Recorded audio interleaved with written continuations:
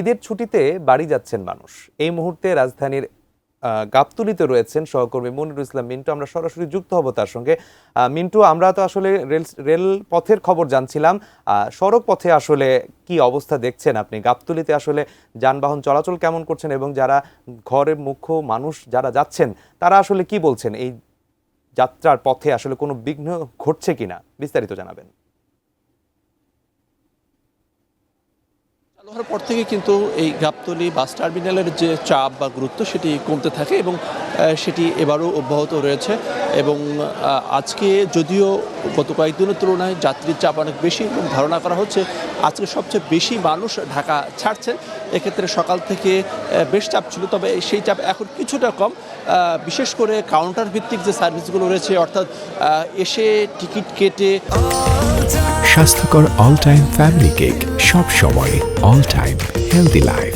গাড়িতে উঠে চলে যাওয়া, সেক্ষেত্রে কিন্তু এই যে গাবতলী থেকে যে বাসগুলো ছেড়ে যাচ্ছে মোটামুটিভাবে বলা যায় যে বিভিন্ন রুটে কিন্তু এসে টিকিট পাচ্ছেন যাত্রীরা। তবে পরিবহন যেগুলো রয়েছে সেই পরিবহনগুলোর ক্ষেত্রে বলা যায়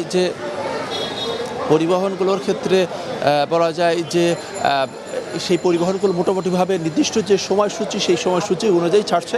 এর কারণ যে সড়ক মহাসড়কে এখনও কোথাও তীব্র যানজটের তেমন কোনো খবর নেই, তবে যানবাহনগুলোকে গাবতলী থেকে ঢুকতে এবং বেরোতে প্রায় 1 ঘন্টা মতো সময় লেগে যাচ্ছে। বিশেষ করে শ্যামলী থেকে শুরু করে গাবতলী পর্যন্ত যানবাহনের বেশ চাপ রয়েছে, যাত্রীর চাপ রয়েছে। এইটুকু পার হতে আধা ঘন্টা থেকে 1 ঘন্টা সময় লেগে যাচ্ছে। যদিও সকালের দিকে এই চাপটি আরেকটু বেশি ছিল, সকালের দিকে চাপ হওয়ার পরে এখন দুপুরের দিকে চাপ কমবে, আবার বিকেলের দিকে চাপ আবার বাড়বে সেমনটি ধারণা করা হচ্ছে।